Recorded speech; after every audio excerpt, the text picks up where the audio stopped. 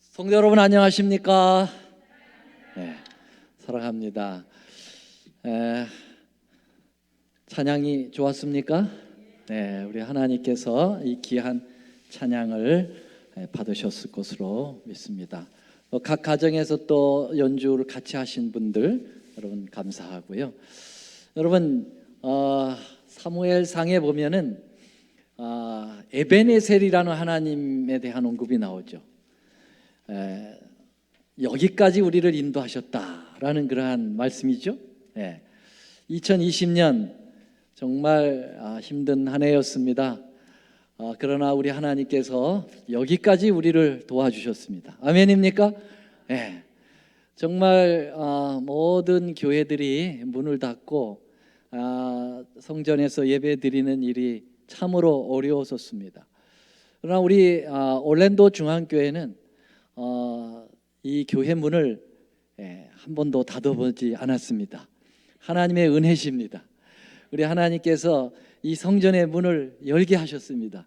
그리고 기도의 향연, 이 예배의 이 제사가 끊어지지 않도록 우리 하나님께 하여 주셨음에 대하여 진심으로 감사를 드립니다.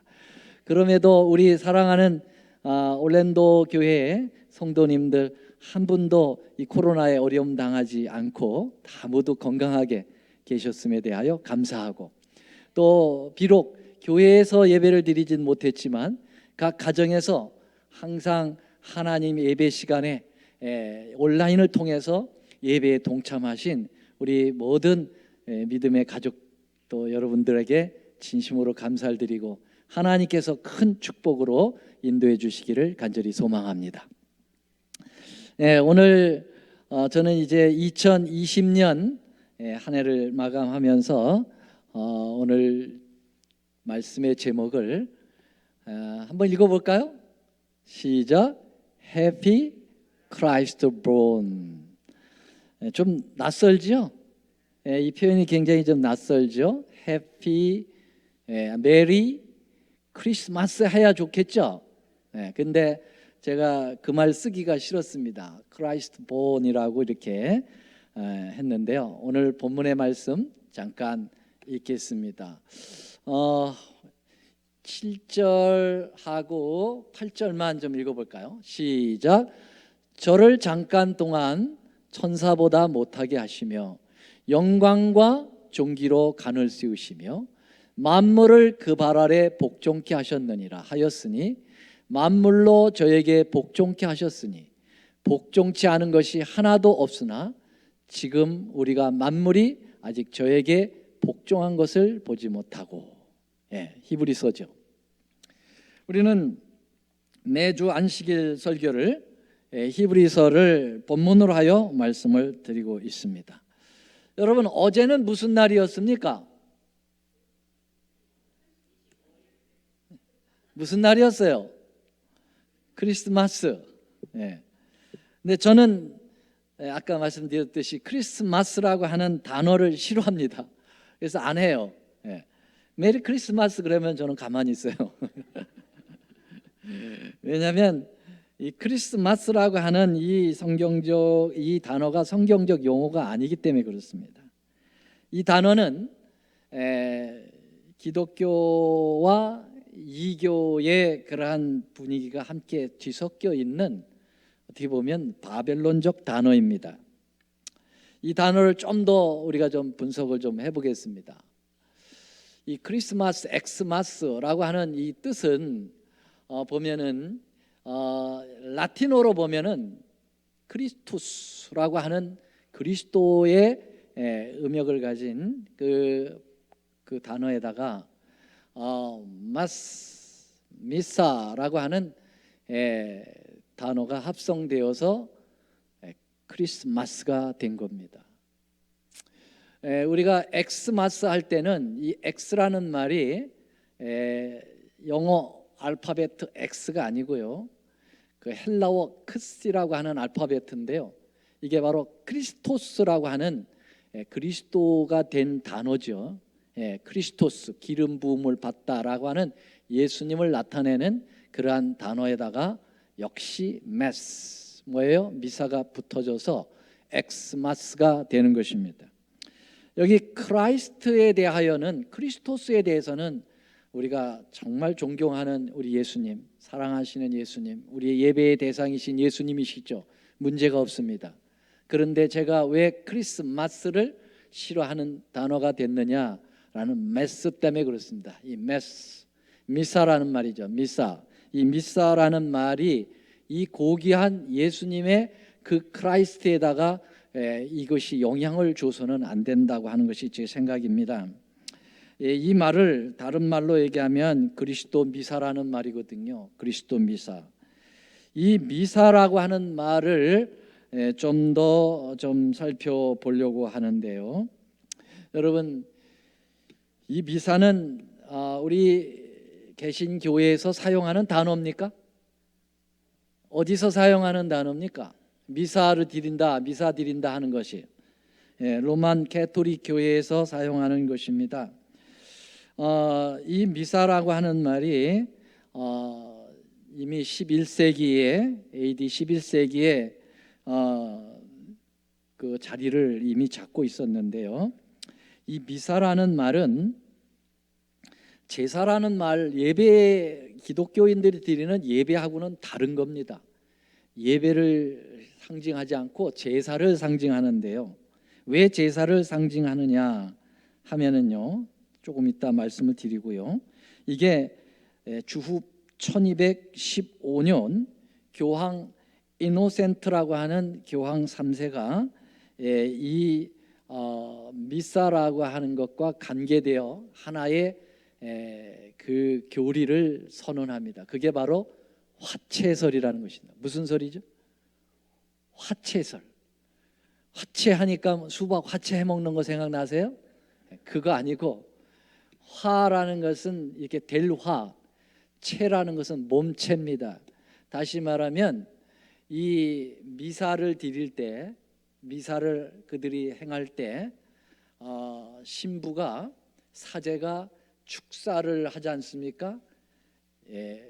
예수님의 몸을 상징하는 떡, 그리고 예수님의 피를 상징하는 잔, 그 위에다가 축사를 하게 되면 축사하는 동시에 그 떡이, 그 포도주가 예수님의 실제적인 살과 피로 변한다고 하는 그러한 교리입니다. 어때, 이해가 되시나요? 진짜 바뀔까요? 진짜 예수님의 피로 바뀌나요? 예수님의 진짜 몸으로 바뀌나요? 사제가 축도를 하면? 이것은 기가 막힌, 성경에도 없는 그러한 교리입니다. 이걸 가리켜서 화채설이라고 합니다. 이게 미사 때 드려지는 거죠. 1415년에 콘스탄티 회의에서 평신도들은 이 떡만 먹을 수가 있어요. 그리고 포도주는 또 먹지 못하도록 금했습니다. 가톨릭에서. 그래서 사제들만 포도주를 마셔요. 그래서 사제들이 포도주를 여기서 매번 미사를 드리니까, 그래서 또 신부들은 이렇게 술도 잘 하십니다. 그래서 그 신부들 가운데 많은 분들이 이제 알코올 중독에 있다고 하는 그러한 통계도 나와 있습니다. 트렌트 신앙 고백 제6항에 보면은, 이거 다 캐토릭에 관한 겁니다. 이 미사에서 속죄 제사가 하나님께 드려진다고 고백을 했고요. 그리고 1962년, 최근이죠, 제2 바티칸 회의를 로만 캐토릭에서 회의를 진행했는데, 거기에서 미사에 대한 말을 십자가의 제사가 계속되는 제사다, 그렇게 이야기하고 있습니다. 이게 뭐가 문제가 되느냐 하는 것입니다. 여러분, 이것은 예수님께서 요한복음 19장 30절에 다 이뤘다라고 십자가에서 말씀하시고 돌아가셨죠. 다 이뤘다라는 것이 뭐가 다 이뤘다는 거죠? 우리에 대한 죄가 다 속죄되었다, 구속되었다, 대속되었다라는 뜻입니다. 그리고 히브리서에서는 히브리 7장 27절, 9장 12절, 26절, 28절 여러 곳에 뭐라고 말씀하셨냐면은 단번에 완전한 속죄를 이루셨다라는 표현들이 계속 나오고 있습니다. 로마 교회에서는 이렇게 예수님께서 십자가에서 흘리신 그 피로 인하여 영원한 속죄가 단번에 이루어졌다고 하는 사실을 부정하고 계속해서 매번 미사를 드릴 때마다 예수를 십자가에 죽이는 경험을 하게 하는 것입니다. 굉장히 두려운 일이에요. 예수님의 그 놀라운 대속의 그 능력을 평가절하시키는 것입니다. 물론 그들은 그것을 매번 기억하게 한다고 하는 그런 말을 하게 되겠습니다만은, 여러분, 모세가 광야에서 단 한 번의 실수를 통해 가지고 가나안에 들어가지 못했습니다. 여러분, 그 실수가 뭐였습니까? 반석을 2번 쳤죠. 그렇죠? 여러분, 반석은 딱 첫 번째 르비딤이죠. 거기에서 반석을 쳐서 물을 내라고 그랬고요. 그 다음에 반석을 치면 안 되고 명하여라는 말씀을 하셨어요. 그리고 그렇게 명함으로써 물이 나오도록 돼 있거든요. 반석은 예수님을 표상하고요.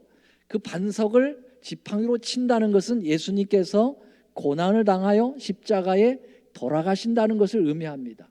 그 십자가의 죽으심으로 인하여 그 반석에서 물이 나온다는 것은 생명의 생수가 터져 나온다는 것을 의미하는 것이죠. 그래서 요한복음 7장에서는 예수님께서 초막절 행사 때 그 생수가 강처럼 쏟아져 나온다고 예수님 자신을 표현하면서 말씀하셨어요. 자, 근데 모세는 하도 이스라엘 백성들이 원망을 해대니까 감정적으로 흥분해서 화를 내면서 우리가 이 물을 내랴 하면서 마치 자기가 물을 내듯이 이야기를 하면서 반석을 때렸다는 것입니다. 한 번이면 족한 예수님의 십자가의 대속을 때림으로써, 그것도 2번이나 반석을 때림으로써 구속의 원리를 망가뜨렸어요. 어떤 분들이 그러겠어요. 아이고, 그 모세가 그렇게 애를 많이 썼는데 그거 한 번 쳤다고, 그걸 쳤다고 그래 가나안, 그렇게 가고 싶은 가나안을 못 들어가게 했느냐? 하나님 너무 야속하신 게 아니냐? 야속한 게 아니고요. 그걸 인정하다 보면 구속의 원리를 망가뜨리게 되기 때문에 모세가 실수는 했지만은 그를 거기서 영원히 죽이신 건 아니죠. 그걸 고쳤을 뿐이고, 모세는 다 그 비스가 산에서 요단강 너머의 요단 땅을 다 보여주셨어요. 그리고 모세를 부활시켜서 하늘로 승천케 하셨지 않습니까? 어떻든 반석을 2번 친다고 하는 것은 굉장히 위험한 일이었다고 하는 사실. 그러면 여러분, 미사할 때마다 예수님을 계속 치는 겁니다. 한마디로 얘기하면 이것은 하나님의 방법이 아니에요. 이건 매우 위험한 것입니다. 이 미사라고 하는 단어는 구속의 원리를 파괴하는 심각한 단어입니다. 그래서 여러분, 크리스마스, 그리스도 미사 이런 인사를 한다는 건 이건 굉장히 위험한 일입니다. 가톨릭 미사에서 여러분 그 백성들에게 주는 그 떡의 모양이 어떤 모양인지 혹시 아십니까? 여기 지금 이렇게 아주 동그란 떡을 동그랗게 만듭니다. 이 동그랗게 만든 이유가 뭘까요? 이것은 태양을 상징하는 것입니다. 지금 여기 조그만 사진에 교황 바오로 2세가 이렇게 높이 들은 게 있죠. 그게 모양이 뭡니까? 태양이에요. 그 왜 로만 캐토릭에서 이 미사를 드릴 때 이 태양의 형태를 갖춘 것을 나눠주느냐 이거죠. 그리고 교황이 이 태양에 관계된 이것이 성경과 무슨 관계가 있다고 이걸 들고 다니느냐 이거죠. 이게 매우 의미심장한 반역적 문제예요. 배반적 문제입니다. 여러분, 이것은 로마 시대에 대표적인 이방 종교인 미스라 종교에서 태양신 숭배를 했다고 하는 사실입니다. 이 태양 숭배의 영향을 받아서 성찬에서 쓰여지는 이 성병도, 거룩한 떡이라고 하죠, 동그랗게 만들어지게 된 것입니다. 고대 이집트서부터 이 태양신을 섬기는 그러한 일들이 있었습니다. 또 페르시아 그리고 로마에 이르기까지 이 태양신을 섬겼습니다. 이 콘스탄틴 황제가 기독교를 공인하고 그리고 모든 이교의 그 제사장들, 지도자들이 물밀듯이 이 교회 안으로 들어오면서 태양을 섬기던 이교 제사장들도 이 교회 안으로 들어오면서 그들이 가진 관습인 태양 숭배를 여전히 간직하고 있었습니다. 여기서 발생한 교회가 이제 로만 캐토릭 교회인데, 로만 캐토릭 교회는 하나님의 신실한 말씀 앞에 정말 솔라 스크립처, 오직 성경으로만 돌아가야 되는 그러한 기본 정신을 벗어버리고 온갖 이교 잡신들의 모든 풍습들을 이 기독교와 믹서시켜서 만들어낸 혼합 제설 종교가 되었던 것입니다. 그러니까 이 태양 숭배의 잔재가 이 가톨릭의 미사 속에 남아 있다고 하는 것은 매우 위험스러운 일이 아닐 수가 없는 것입니다. 그래서 여러분, 이 미사라는 단어를 저는 좋아하지 않아요. 그리고 거룩한 예수님의 탄생에다가 이 미사라고 하는 단어를 갖다가 붙여서 인사를 나누는 것은, 이것은 매우 위험스러운 일이며 삼가해야 될 일이라고 저는 생각합니다. 그래서 굳이 예수님 탄생을 염두에 두고 인사를 나눈다면은 어떻게 인사를 나누면 좋겠어요? 뭐라고 인사를 나눴으면 좋겠습니까? 해피 크라이스트 본, 이렇게 좀 어렵지만 이왕 나누려면 그렇게 하세요. 거기다 메스 집어넣으면 안 됩니다. 마스 집어넣으면 그것은 매우 이교적이에요. 홍 목사 너무 지나친 게 아니에요. 지나친 거 아닙니다. 사실입니다. 여러분, 이 메리라는 말을 앞에다 집어넣으면 좋을까요? 안 좋을까요?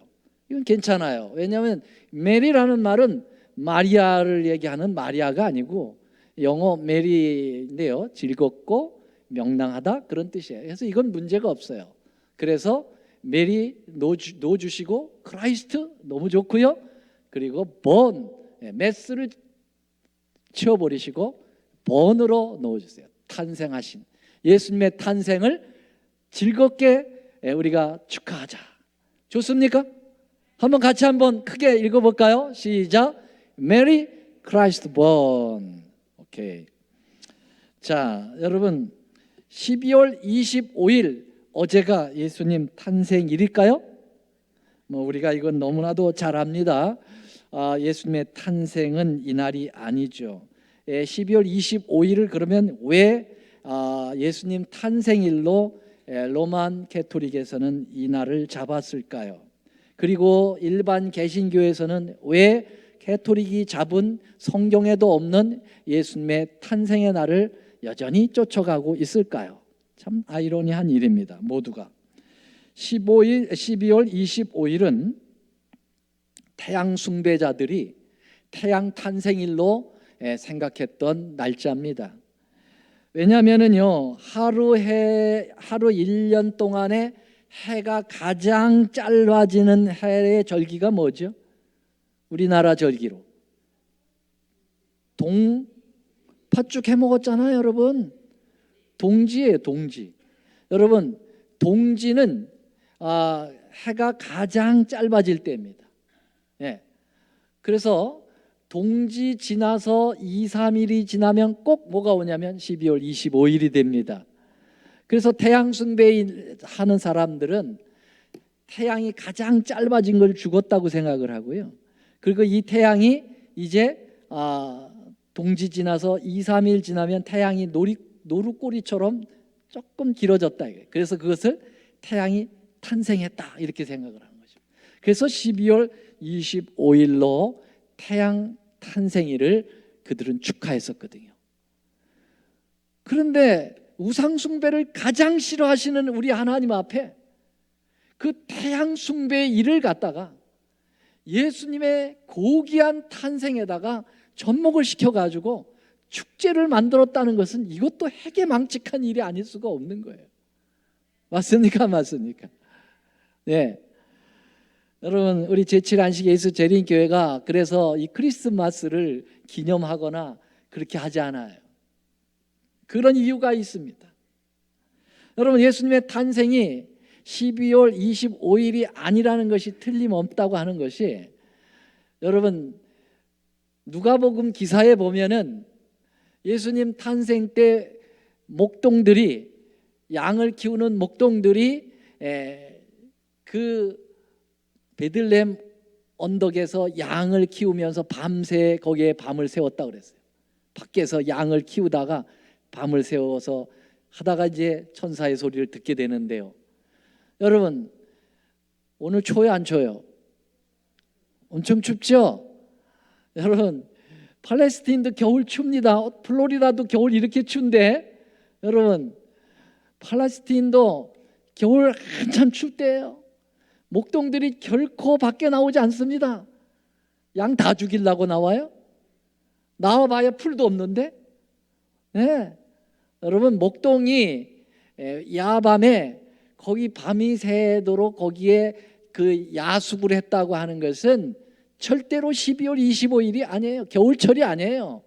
그러므로 예수님의 탄생은 12월 25일 겨울이 아니라는 것이 틀림없습니다.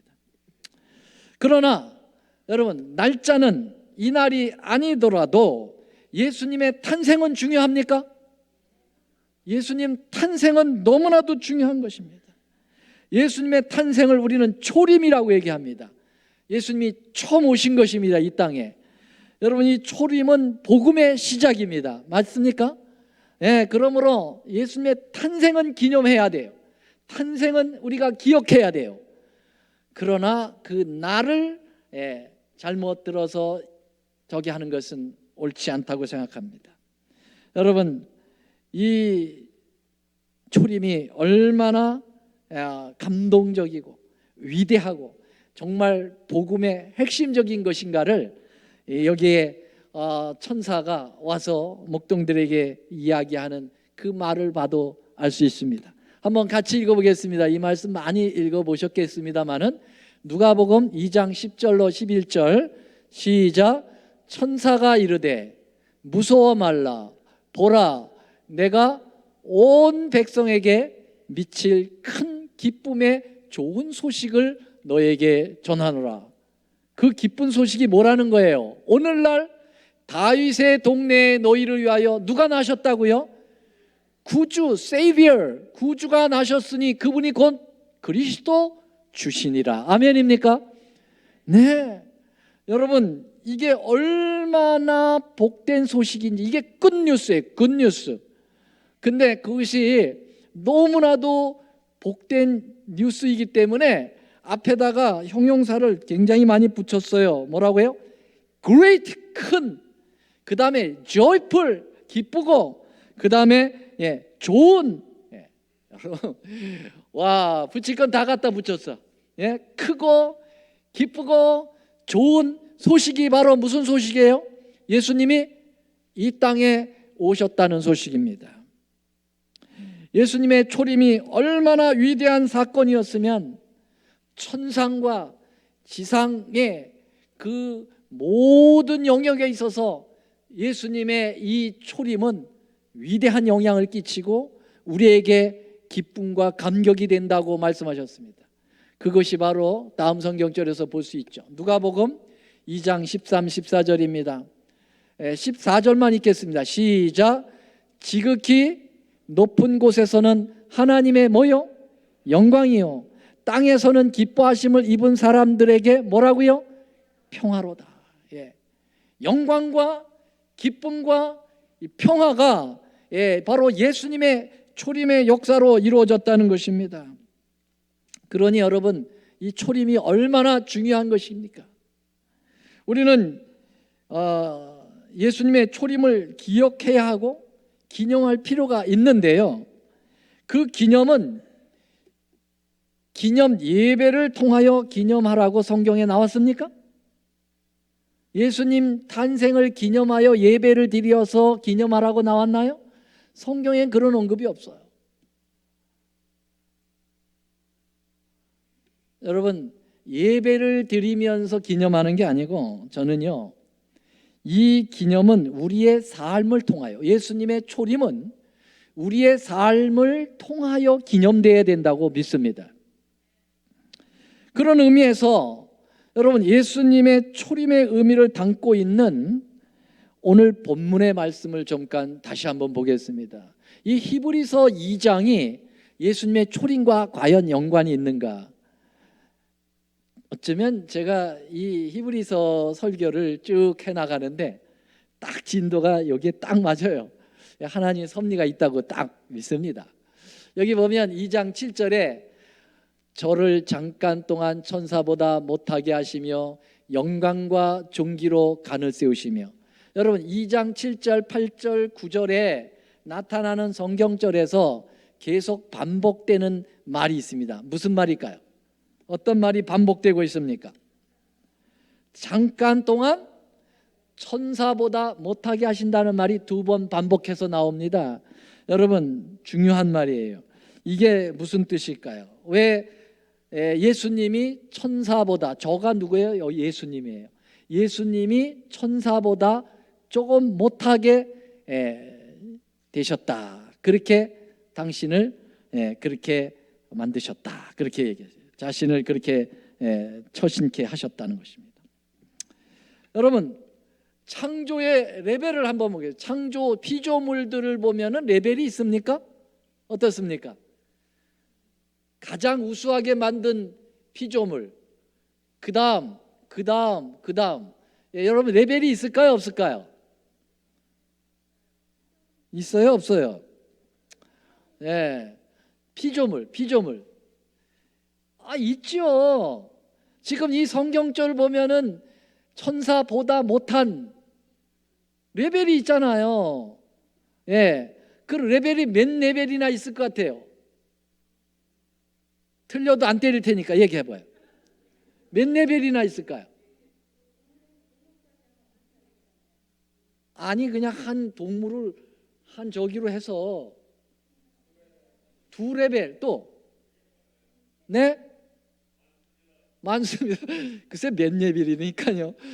제가 6레벨이 있다고 그래요. 6 레벨이. 예수님 창조주께서 1레벨 그룹 천사들이 제일 첫 번입니다. 그래서 타락은 했지만 루스벨, 그 다음에 그 뒤를 이은 가브리엘이 첫 레벨이죠. 가장 우수한 창조 작품이에요. 그 다음에 가요. 일반 천사들이죠. 천천만만의 천사들이 2번째 레벨에 들어갑니다. 3번째로는요, 인간이죠. 인간이 바로 그 다음 레벨입니다. 그 다음에 4번째로는요, 동물이죠. 동물이 인간 다음의 레벨로 훌륭하게 창조되었습니다. 5번째로 식물이죠. 6번째로는요, 무생물들입니다. 자, 이렇게 6레벨로 볼 수가 있습니다. 그런데 우리 이 히브리서 저자는 예수님께서 잠깐 동안 누구보다 못하다고 그랬어요? 천사들보다 못한 존재로 계셨다 그랬습니다. 그 천사보다 못한 바로 밑에 레벨이 누구죠? 인간입니다. 그래서 예수님께서 이렇게 하늘에서 첫 창조주라고 하는 레벨에도 들어가지 않아야 될 그분이 인간의 레벨 3번째 레벨로 내려오신 것입니다. 그게 바로 뭘까요? 그게 초림 아니에요? 예수님이 하나님인데 인간이 되어 이 땅에 오신 것입니다. 육신을 가지고 인간에 오신 것입니다. 인카네이션, 성육신입니다. 네, 이게 초림의 것을 간접적으로 암시하고 있다, 그렇게 생각을 합니다. 그러면 여러분, 이렇게 예수님이 창조주인데도 두 레벨을 건너뛰어서 인간의 그러한 육신의 모양으로 이 땅에 오신 것을 한마디로 품성을 볼 때 어떤 품성인가요? 그게 무슨 품성이에요? 겸손한 품성 아니에요? 그죠? 자기를 낮추신 겁니다. 여러분, 창조주에서 피조물로 낮춘 것만 해도 그 대단한 겸손이신데, 여러분, 피조물 중에도 레벨을 한참 밑으로 내려서 인간이 되셨다는 것은 대단한 겸손이십니다. 아멘입니까? 예, 그래서 예수님은 나는 마음이 겸손하다, 그렇게 주님이 말씀을 하셨잖아요. 여러분, 이것을 바울은 빌립보서에서 정확하게 표현하고 있습니다. 빌립보 2장 5절 8절, 오늘 우리 그 52 기억절을 이루신 두 영웅들 대단하십니다. 예, 아유, 정말 저 머리로는 이게 죽었다 깨어나도 못할 그런 일들을 어떻게 그렇게 잘하시는지 참 감동을 받았어요. 오늘 빌립보 2장 5절 쭉 외우셨는데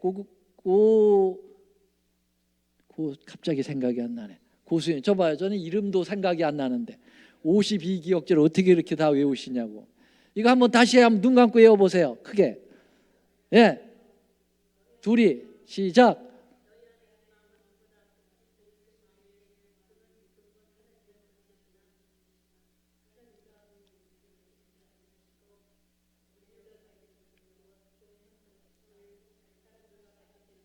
되었습니다. 거기까지만 하겠습니다. 예, 감사합니다. 아멘 해주시죠. 예, 너희는 이 마음을 품어야 된다. 누구의 마음이냐? 예수님 마음을 품어야 된다. 그럼 예수님의 마음은 어떤 마음이냐? 그분이 하나님의 본체였다. 오리지널 하나님이셨다. 그런데 예수님이 하나님하고 동등된 것을 그분은 취할 것으로 여기지 아니하시고 오히려 자기를 보여 종의 형체를 가져 누구들과 같이 되었다?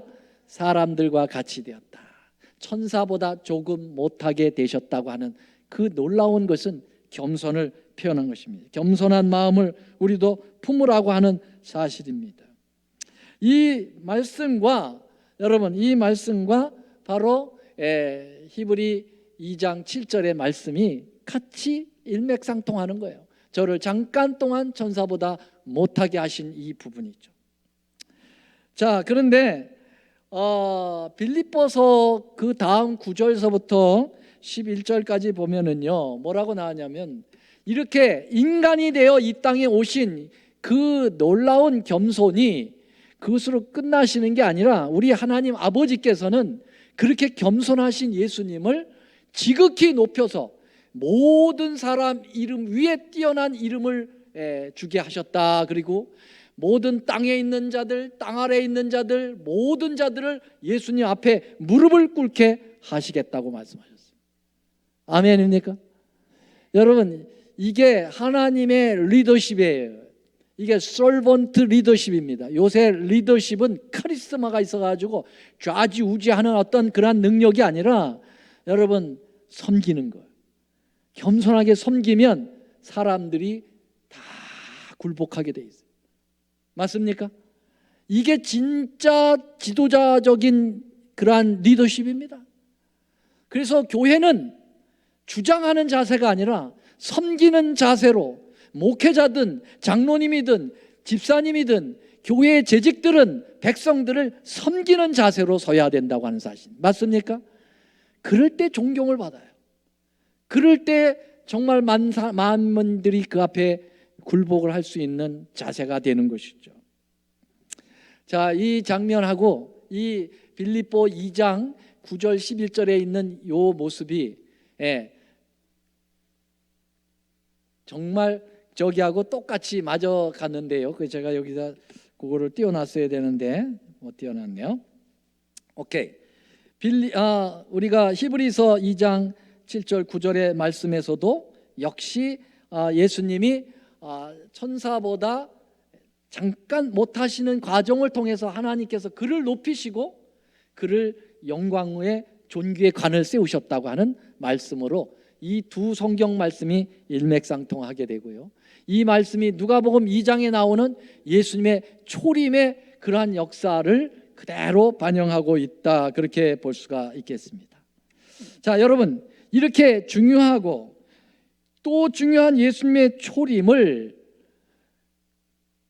그 당시의 사람들이 몇 명이나 그분을 맞이하고 그분을 그 예수님의 탄생을 축하하고 그분께 경배를 드렸습니까? 몇 명이나?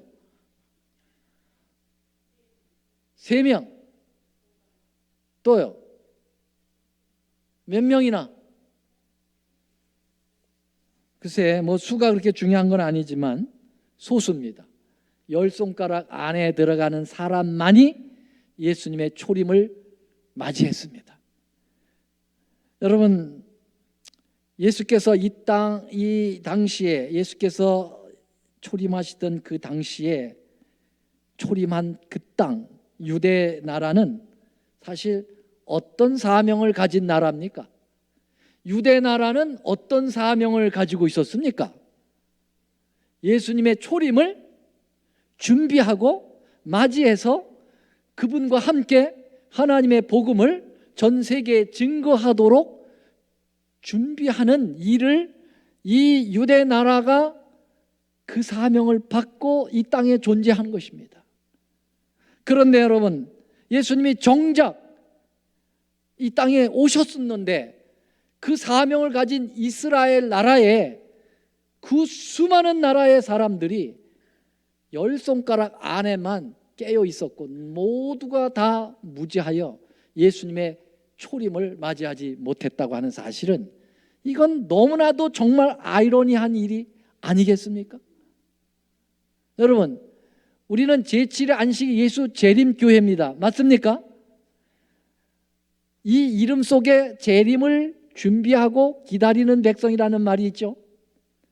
그런데 여러분, 역사가 반복될 수 있다는 사실이에요. 초림 때 초림을 위하여 준비하고 정말 맞이해야 될 대표적인 유대 나라가 다 잠자고 몇 사람만 맞이했다면, 예수님의 재림을 준비하는 제7안식 예수 재림 교인이 정작 예수님이 오실 때 과연 몇 사람이 깨어서 주님의 재림을 준비할 것인가? 저는 겁이 나요. 그 역사가 반복될까 봐 겁이 나는 것입니다. 그럴 확률이 있을까요, 없을까요? 확률이 있어요. 왜냐하면 주님의 말씀에 그런 뉘앙스가 있어요. 인자가 올 때 뭘 보겠느냐고요? 믿음을 보겠느냐? 많이 본다는 거예요, 못 본다는 거예요? 보기가 쉽지 않다는 얘기죠. 라오디게아 교회, 그 증상을 얘기할 때 겁이 납니다. 그런 마음에서 여러분 이 말씀을 잘 들어주시기 바랍니다.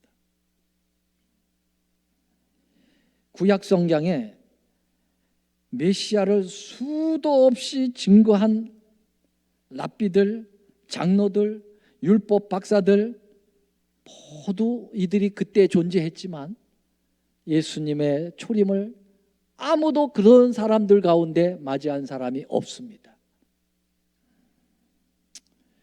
그 메시아의 희생을 예표하는 성소 봉사를 하면서 수도 없이 제물을 잡았던 제사장들조차도 예수님의 탄생을 맞이하는 일에 실패했다면 얼마나 기가 막힐 노릇입니까?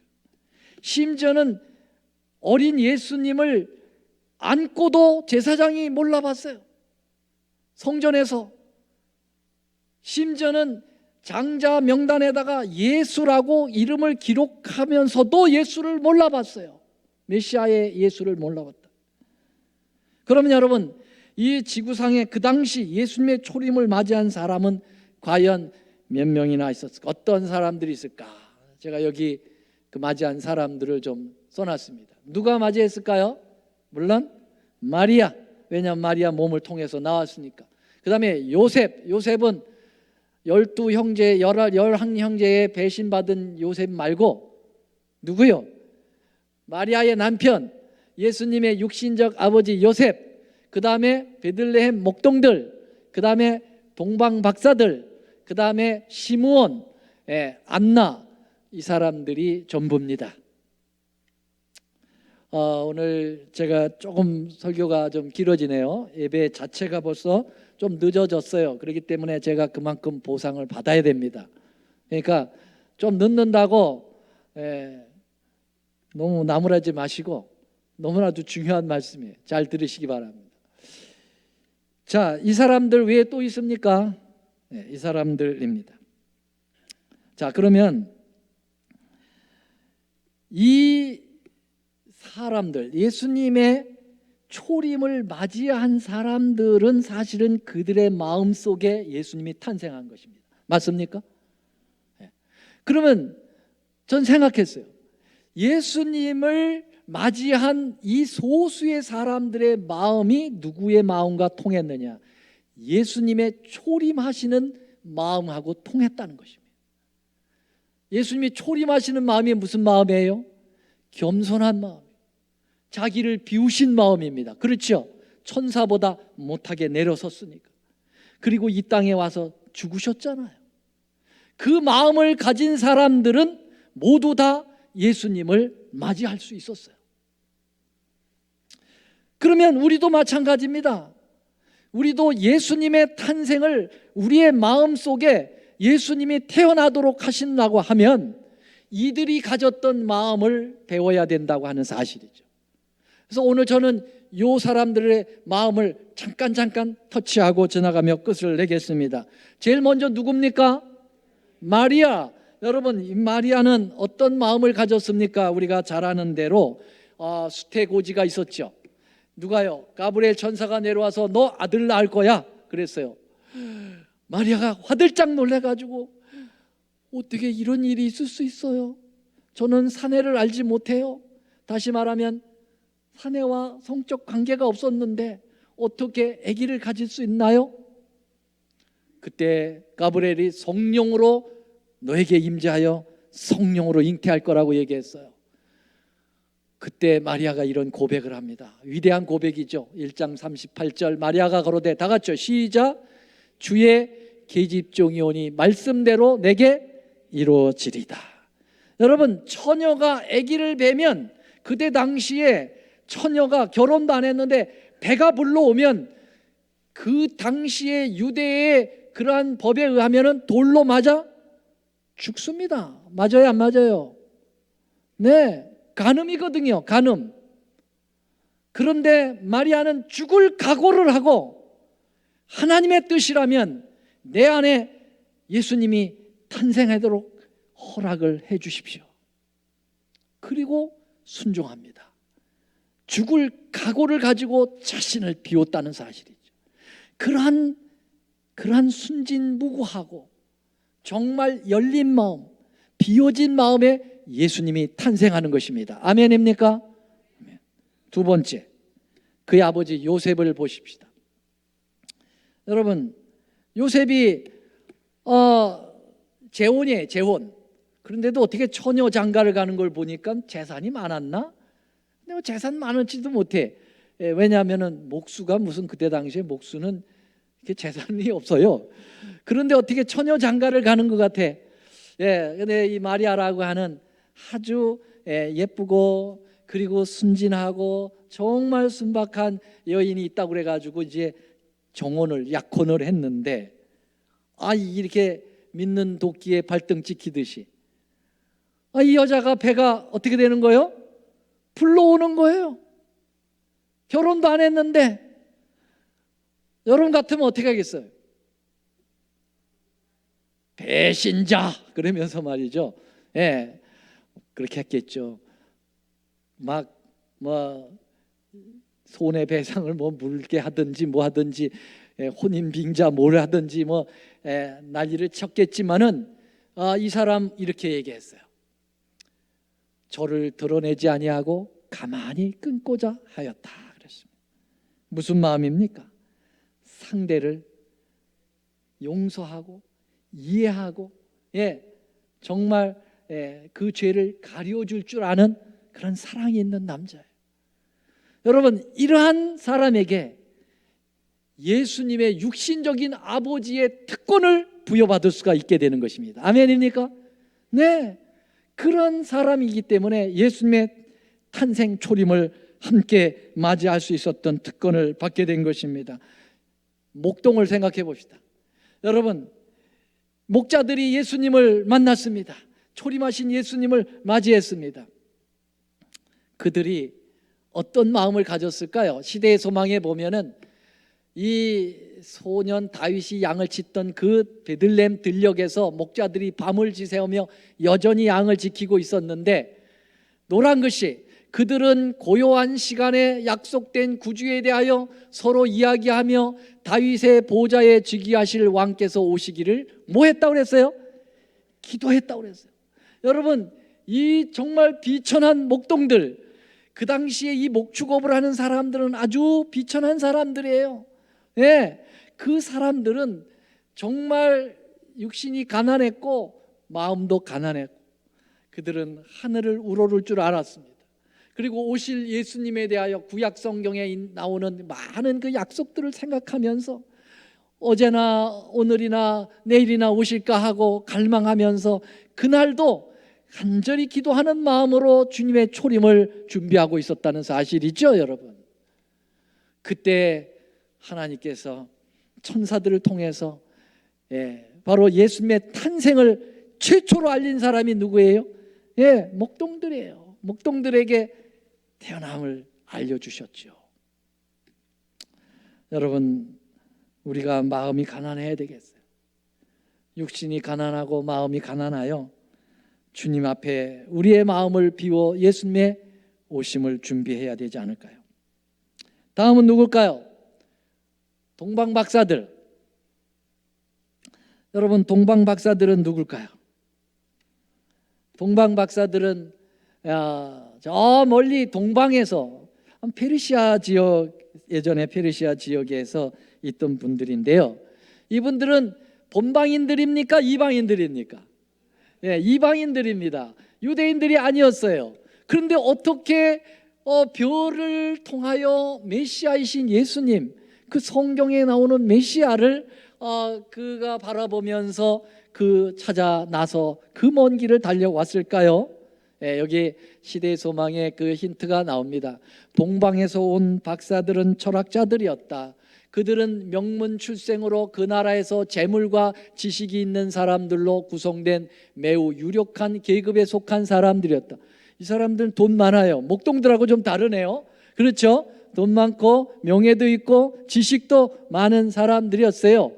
여러분, 그런데 그들이 이렇게 약의 천연계 가운데 나타나는 하나님의 섭리의 표적을 연구하고 그들의 청렴함과 지혜와 존경을 받던 정직한 사람들이었다고 이야기를 했어요.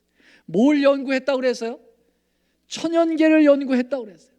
특별히 천연계 중에서 전체 별들을 살펴봤어요. 점성술가인가? 여러분, 이들의 별을, 천성을 바라보고 연구한 것은 점쟁이들이 하는 식의 그러한 연구가 아니라 성경 예언에 나오는 말씀을 여러분 기초로 해서 연구를 했다고 하는 사실이죠. 그게 어디 나와요? 여기 나와요. 이 노란 글씨 밑에, 그들은 더욱 명확한 지식을 찾는 가운데 히브리 성경에 관심을 돌렸다. 여러분, 성경에 관심을 가지고 한 거예요. 그러면 이들이 어떻게 성경을, 이방 사람들이 히브리 성경을 관심을 가지고 있었을까? 어떻게 가지고 있었을까? 우리 지난 일요일인가요? 우리 강지한 안교장님이 새벽 기도에 설교를 할 때 이 부분을 설교를 했어요. 뭐라고 얘기를 했습니까? 다니엘이 페르시아의 국무총리였었죠. 그렇죠? 바벨론 국무총리, 페르시아 국무총리 연이어서 하신 분이에요. 그분이 거기서 사자굴 들어가는 사건을 통하여 열심히 기도하고 뭘 봤습니까? 70일에 2300주야의 그 놀라운 예언을 봤죠. 그 70일의 예언 가운데는 뭐가 나오죠? 7일에와 62일에가 지나면 기름 부음 받은 자 왕이 일어날 것이요, 그리고 이 70일에가 마칠 때에는 뭐예요? 이 하나님과의 언약기간, 이스라엘 백성의 언약기간이 있고, 그 남은 마지막 한 일해 동안 절반에 뭘 가져요? 기름 부음 받은 자가 끊쳐 없어질 것이다. 이 예수님의 초림에 관한 역사가, 예언이 거기에 다 예언되어 있는 거예요. 맞죠?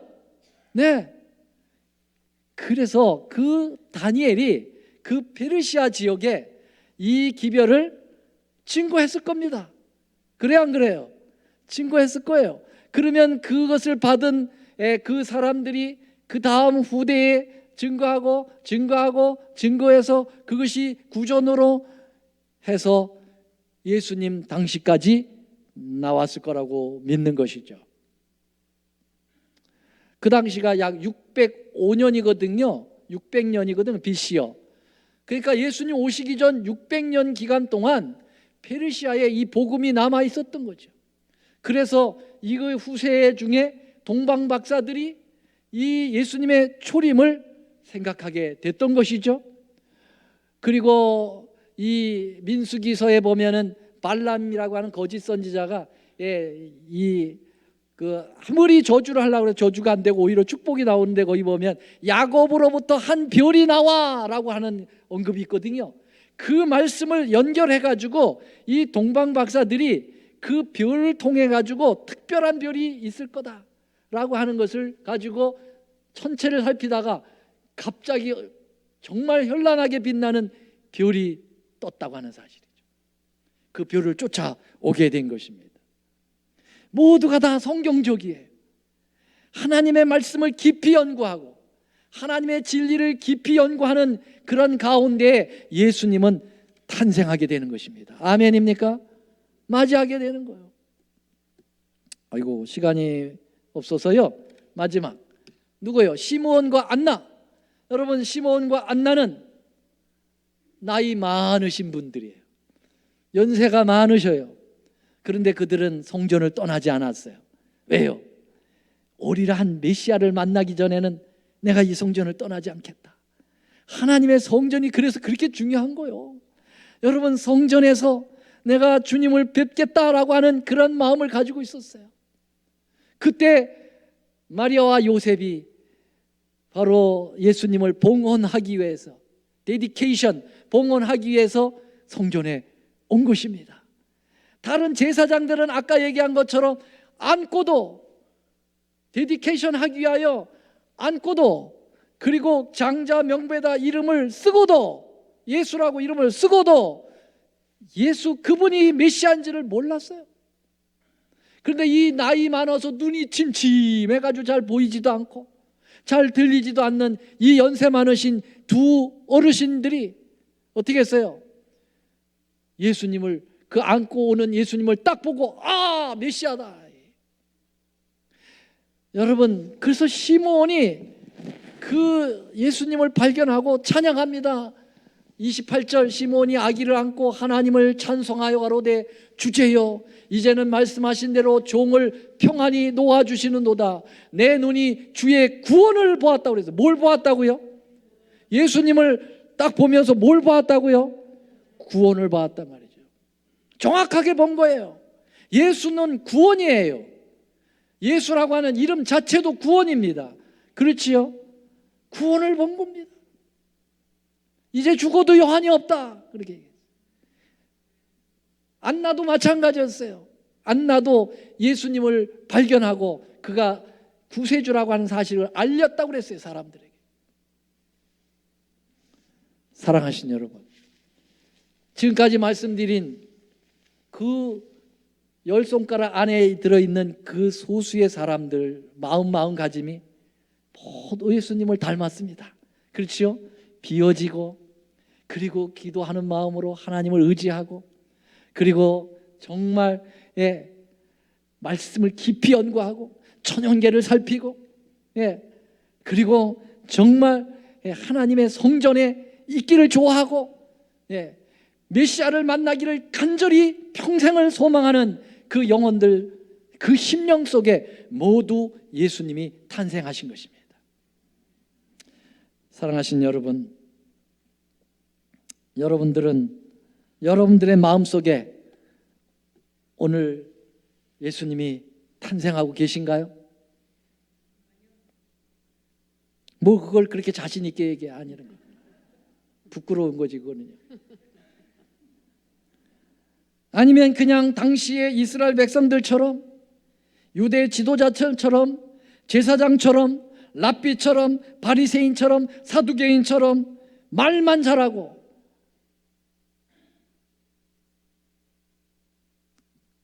행실은 전혀 예수님과 상관없어요. 그러한 명맥만 우리가 재림교인이요 남은 교인이라고 생각을 하면서 살아가는 그러한 마음에는 결코 예수님이 탄생하지 않습니다. 결코 그런 사람들에게 예수님의 재림은 준비되지 못합니다. 사랑하신 여러분, 우리 예수님이 오늘 우리의 안에 태어나시도록, 그리고 예수님이 오실 때 우리가 다 그분을 맞이할 수 있도록 예수님의 마음을 품게 되시기를 간절히 바랍니다. 하나님의 축복이 여러분 모두에게 함께 하시기를 바라면서 오늘 말씀을 드리겠습니다. 사랑의 아버지, 천사보다 조금 못하게 되셨습니다. 인간이 되셨다는 말씀이고 죽으러 오셨다는 말씀입니다. 주님이 이 땅에 오신 것 정말 감사합니다. 주님이 이 땅에 오시지 않았다면 우리는 아무 희망도 소망도 없었을 뻔했습니다. 오 아버지 하나님, 우리 주님 다시 약속하셨습니다. 내가 다시 오겠다. 주님, 우리는 그 재림의 약속을 믿습니다. 그리고 기다립니다. 주님, 준비하게 하여 주시옵소서. 그래서 초림 때 많은 사람들이 실패한 그 실패를, 그 전철을 밟지 않게 도와주시고, 소수의 무리였지만은 예수님의 마음을 가지고 예수님을 영접했던 사람들이 우리의 모습이 되도록 축복하여 주시옵소서. 이제는 우리 하나님의 크신 사랑과 예수 그리스도의 놀라우신 은혜와 성령님의 감화 교통하심이, 예수님의 초림을 믿고 재림을 기다리는 이 백성들 위에 이제로부터 영원히 함께 하옵시기를 우리 구주 예수 그리스도의 이름으로 간절히 축원하옵나이다. 아멘.